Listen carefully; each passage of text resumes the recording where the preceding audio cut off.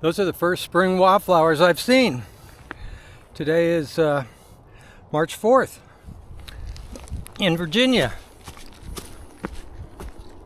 at Ashby Gap, just above it on the north side. So pretty exciting. I did see a serviceberry tree in Shenandoah National Park that was blooming, and then the temperature dropped, so I'm not sure what will happen to those blossoms, but spring's coming. Trekking for Tarzan.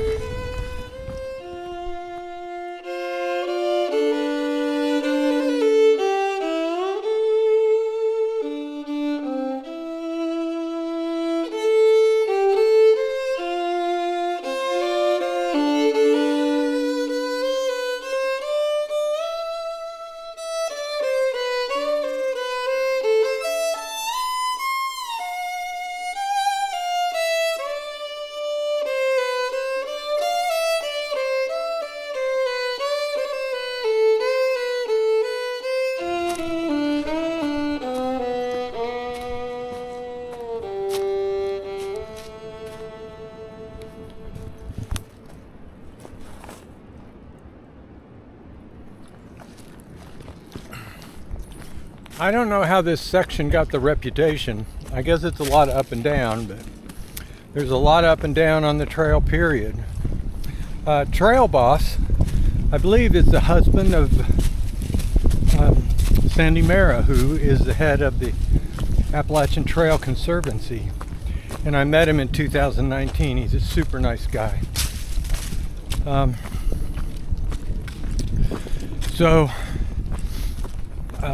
This hostel I'm going to is somewhere in the roller coaster.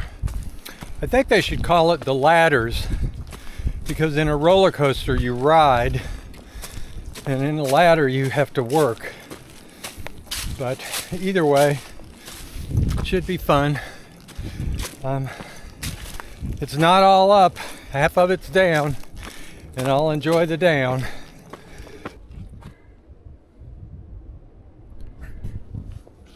Got to celebrate the little things. Making progress.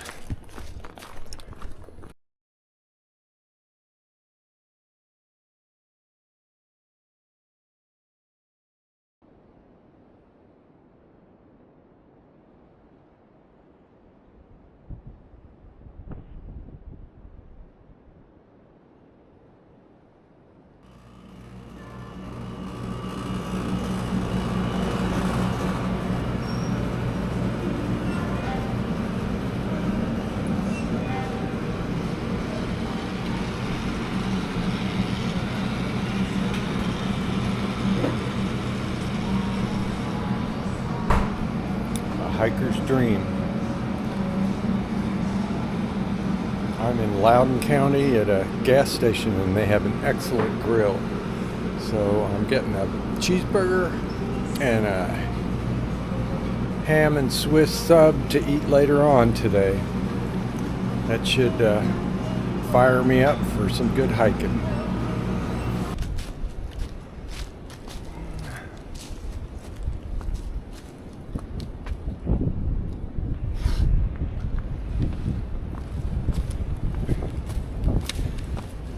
Well, Virginia was not kind to me this year,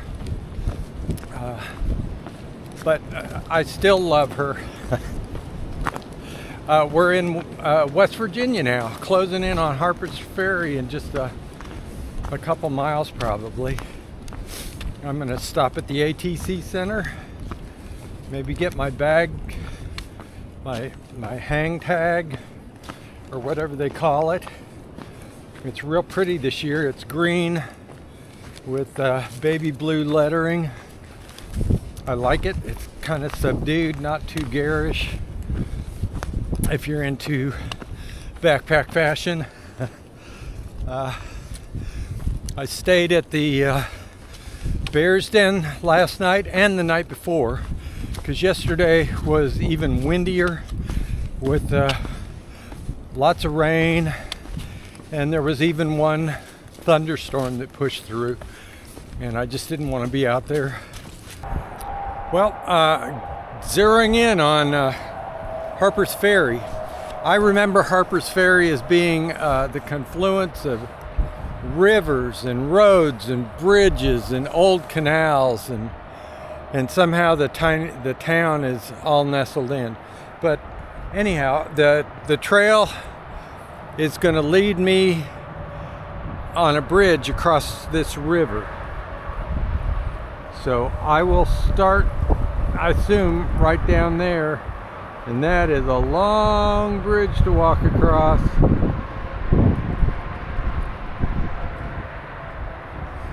But once I get across, there's a little trail to the Appalachian Trail Conservancy, and they take pictures of hikers. It's kind of a tradition. So I hope somebody will be there. I'm going to stop. I found a hat on the trail. I'm going to turn it into their lost and found, and also get my hang tag. But let's get up here and cross the bridge.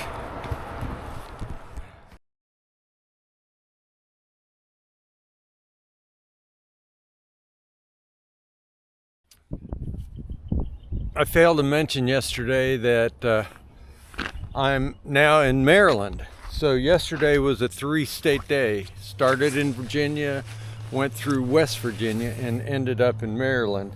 A lot of people will do what's called a 4-state challenge. And they'll do those 3 and continue to walk on to Pennsylvania. But I chose not to do that. Right now I'm in Gathland State Park in Maryland. This guy, he didn't intend for it to be a state park, but he built a monument, I think, to war reporting, and kind of a monument to himself in some ways. But this is it right here.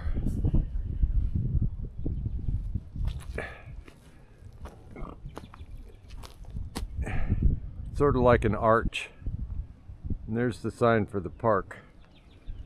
And there's some buildings here, I think museums. But neat little park.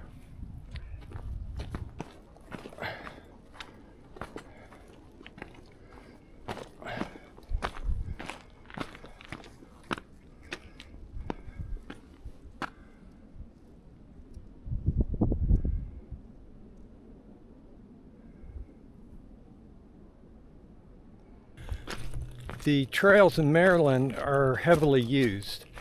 Today is really chilly. I was in the mid-20s this morning. It's warmed up some since then, but the wind is still blowing pretty hard. But I'll show you how wide the trail is here.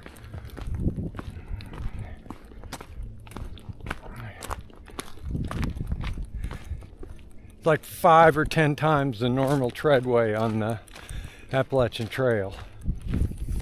So I've seen lots of people walking dogs and out for hikes, and even though it's not the weekend yet, I think it's Friday,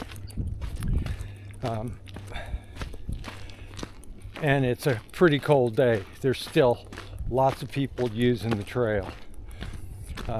The trail is pretty level compared to other states. It follows along the ridge of low, kind of flat mountains, and there are lots of rocks in most places, but they're more like stepping stones than some of the places with tons of rocks. So Maryland has been good so far. I've enjoyed it. I wish it would last longer, but tomorrow morning I'll move on into Pennsylvania. This seemed like a good time to get back to Charles's case. I hope the wind doesn't interfere too much. We know that Edna Franklin was murdered, and the police had no one in custody, but they wanted to close the case as soon as possible. The day after Mrs. Franklin's murder, a neighbor came to police and said he had some information that might be of interest. He said that someone had This neighbor lived behind Mrs. Franklin, and he said that someone had jumped the fence from Mrs. Franklin's place and trespassed across his yard. So that seems cut and dried, but it gets complicated because this neighbor, Hillary Truitt, never saw the fence jumper. It was his brother-in-law who had just driven up to visit. His name was Martin Doyle. So Mr. Doyle went up to Truitt's house and said, "Hey, somebody was in your yard." And so Truitt came out, they hopped in the car and drove in the direction that Doyle had seen the jumper go. And they found the guy. By this time it was dark, and both of them got out of the car and confronted the man. And the man said, "Hey, I wasn't doing anything." And he opened his jacket and said, "Yeah, I didn't take anything. I was just, taking a shortcut." And neither Doyle nor Truitt got a good look at his face. But Doyle, in his original report, said that the fence jumper had long black hair, was very athletic. He put one hand on the fence and hopped over, and was tall, like at least 6 feet tall. So this is problematic on several counts because the police got a warrant for Charles's arrest based on Truitt's complaint that someone had trespassed, even though Truitt never saw the person who trespassed, and the person who trespassed didn't fit Charles's description, but they used it anyhow. Because remember, their incentive is to close cases, not to find the truth. Okay, so the fence jumper comes into play again at the trial for Charles. Now, remember, the prosecution had absolutely zero physical evidence, none linking Charles to this murder. I mean, they dusted the whole place for fingerprints even, and found none of anybody. And the technician said, well, they might have blown away, which fingerprints don't blow away. But that's what the jury heard, and they bought it. So anyhow, back to the fence jumper. So by all rights, if the prosecution was going to bring someone to testify about the fence jumper, it should have been Martin Doyle, because he is the one who saw it happen. But they knew that Doyle had the true facts, and they didn't want those to come out. So they called Hillary Truitt. And remember, they were building their entire case on smoke and mirrors because they had no physical evidence. And so there was a lot of talk about the fence jumper. And by the time it got to court, the testimony was all more in line with what Charles looked like, what Charles was wearing, how much Charles weighed. And remember, in his confession, he said he had been drinking and using drugs all day. That's hardly the sort of person that could put one hand on a fence and hop over. I mean, Charles was athletic, but even the best of athletes under that kind of substance abuse would have a tough time jumping over a fence from a dead stop and landing on their feet. But an important thing to remember is throughout all of this, Charles's attorney never objected to any of this testimony. And that's bad for two reasons. I mean, it was poor for his defense. But when it comes to the appeals process, when something comes out in court and the defense attorney does not raise an objection, it becomes part and parcel of the facts. In other words, it's preserved. That's the word they use. It's preserved. So in the appeals process, you can't go back and say, hey, this fence jumper was never identified. There was never a police lineup. Hillary Truitt never even saw him. This was unfair. It was prejudiced testimony that the jury was given, and it influenced their decision. So this seems tedious, but all these facts and all this information together doomed Charles. And we'll talk some more about other problems at the trial. But the fence jumper was kind of central. There was a lot of time spent on that in the trial. And I just wanted to explain what that was all about.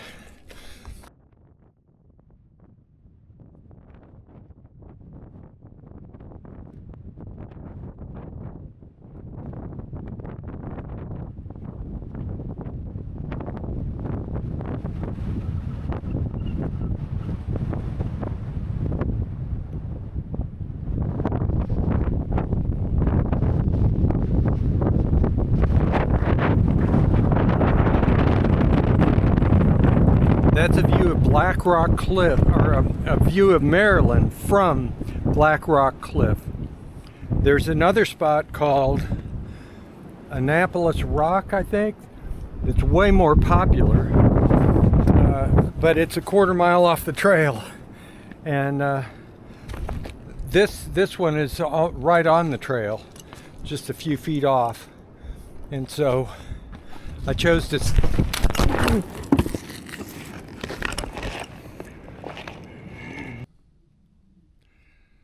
Sorry for the abrupt end to that last video. I now am sporting a fat bloody lip and a bruised shoulder. Oh well, part of hiking. I wanted to show you this type of trail.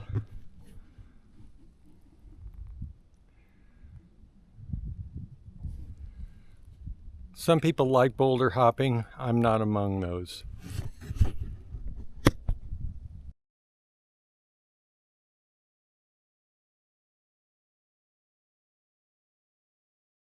Well, not good trail to make any time.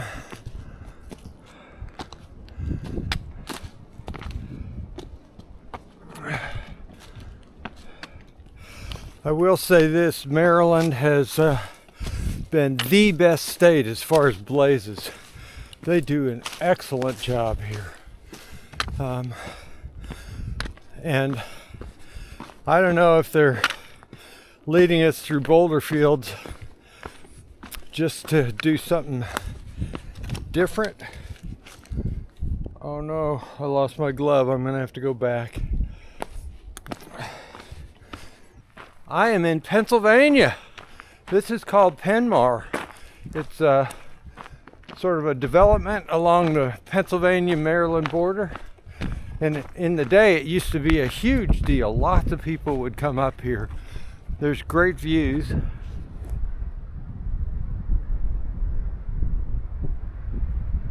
Yeah, this is a milestone for me. Good weather, it's pretty cool. I'll tell you, it'll be nice to wake up one morning and have the temperatures not down in the 20s. Well, I just crossed the Mason-Dixon line, for what that's worth, and the trail's gotten a lot better. Not so many rocks. I should keep my mouth shut. I probably jinxed myself. But I thought I'd give you the injury report. Well, I got a left hand my right hand is swollen. I don't know why. It's been that way for probably 10 days. It seems to be getting better. It's also sore when I extend my fingers. I have a high ankle sprain on the left foot. That ankle is about half again as big as the right, and it hurts. But I don't know if it's the kind of thing that would really benefit with rest, but I'm pushing on. I took a great fall yesterday like Humpty Dumpty while I was filming. So I have a fat lip and a cut lip, and I have a bruised right shoulder. And I'm not saying this stuff to complain. I'm just letting you know that most hikers are going with injuries. It's just the nature of the game. For me, as an older guy, those injuries tend to take longer to heal. But it's okay. It's all right. I'm doing better as far as miles. I'm getting close 30 or more most days. Some days are a little under that, depending on where the shelters fall. I regret that I had to take those days off this winter, but I would do it again. I mean, as it is, my hands are probably permanently injured from the frostbite. I know that my hands get cold really easily now, not like they used to. And so I'm wearing gloves almost all day, or mittens. And even with that, my fingers are cold. And the fingertips, especially on my left hand, and I'm left-handed, are numb. I'm hoping that'll come back. And I talked to a doctor hiking, and she said that there's a good chance that numbness will go away. So anyhow, today is going to be a 33 miler. It looks like the elevation change is great. It's pretty flat, although I'm going pretty steeply downhill at the moment. So whether or not I make it there is going to be dependent on the treadway, and if the trail runs through a rock field, which slows me down big time, probably slows everybody down, because it would be really dangerous to take a fall in a boulder field. All right, well, that's it on the injury report. We'll get back at you later.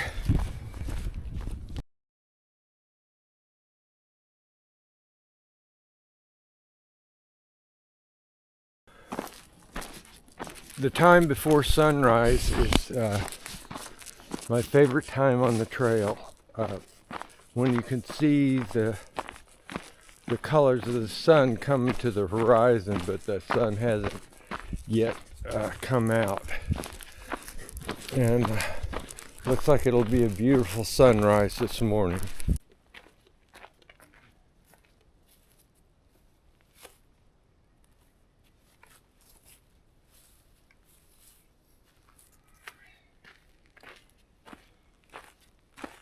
This is the unofficial halfway point of the AT.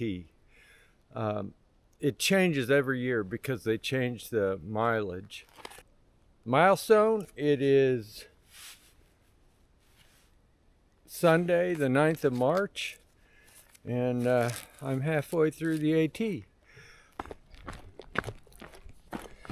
Well, now that I'm up north, again, there are very few people out on the remote parts of the trail. Near the trailheads, especially yesterday on Saturday, I saw a lot of day hikers. But being out in remote areas, you become particularly sensitive to hearing voices. And just this morning I thought, oh, there's somebody coming. And I kept listening and listening, and I heard the voices more and more. Turns out it was a flock of geese.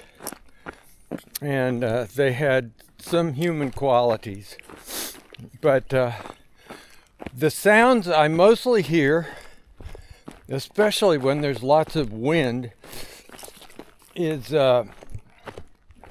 from the trees. There are lots of trees that lodge up against one another, or branches that get tangled up with branches from another tree.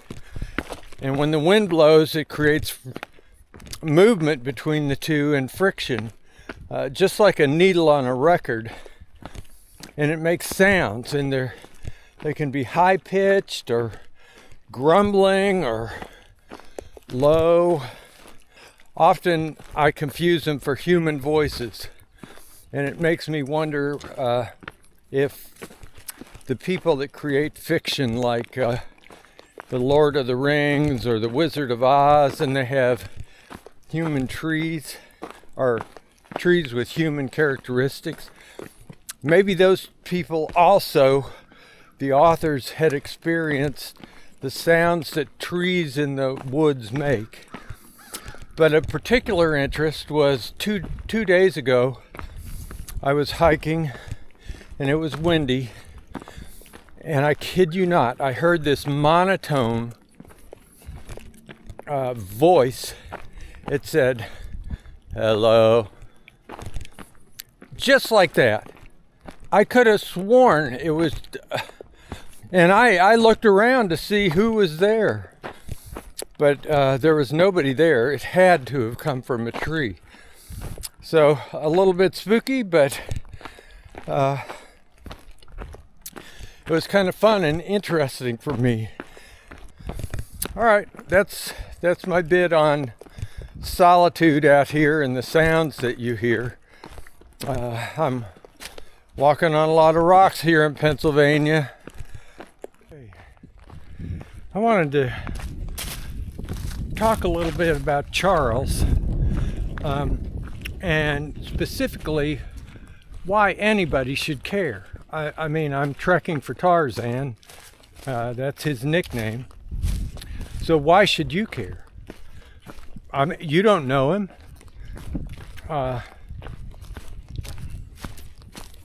And I think that's legitimate. You can't carry the weight of the world on your shoulders and worry about every little thing.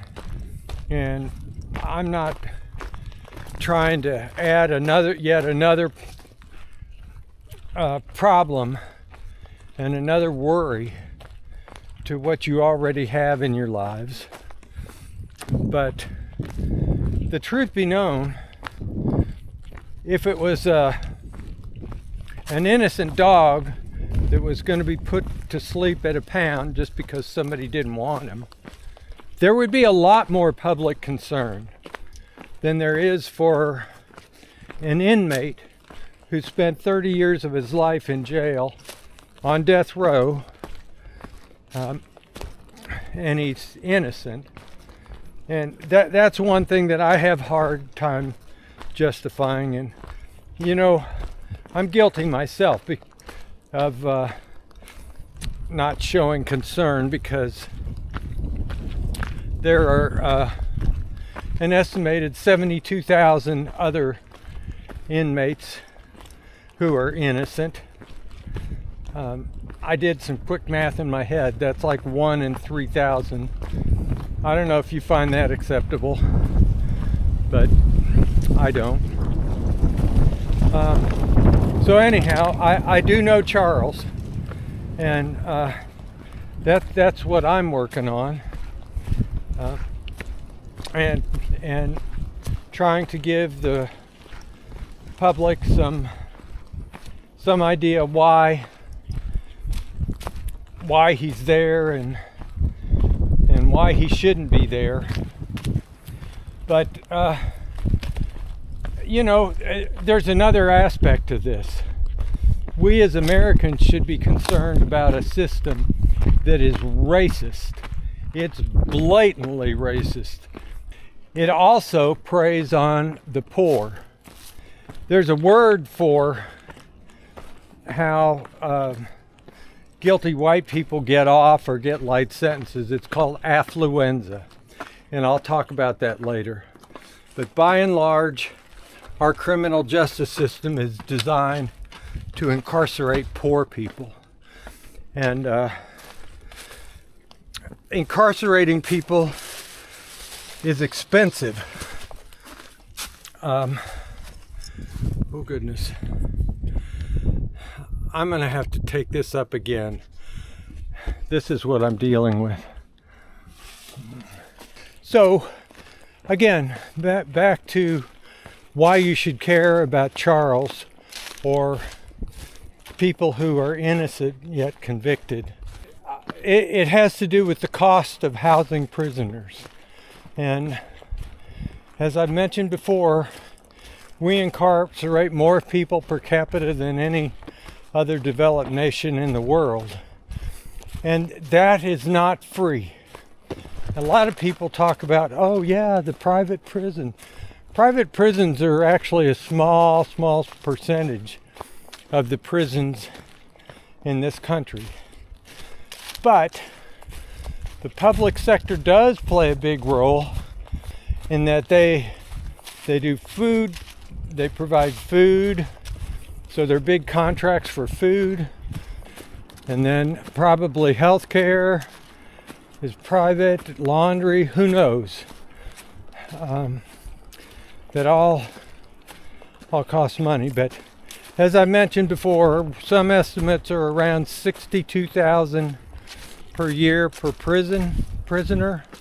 It can go way more than that in some states, but that's taxpayers. So just Charles alone, in today's dollars, it would be, let's see, over $1.8 million that's been spent housing him. Another thing is that when prisoners are exonerated, oftentimes in many states they can be compensated for their wrongful convictions to the tune of millions of dollars. And that doesn't come from the police who may have been committing misconduct, or prosecutors who may have been committing misconduct. It comes from the taxpayers. So there's a big expense to keeping all these people behind bars. So I've heard, again, estimates vary, but around $80 billion a year go to departments of corrections per year. So you'll notice the Department of Government Efficiency isn't looking at any of this. But holy smokes, that's a lot of money we could save. And I think every American should be concerned about our criminal justice system and wrongful convictions and why we convict so many people on some really not serious crimes. Okay, I'm going to get back to hiking. Got more rocks coming up.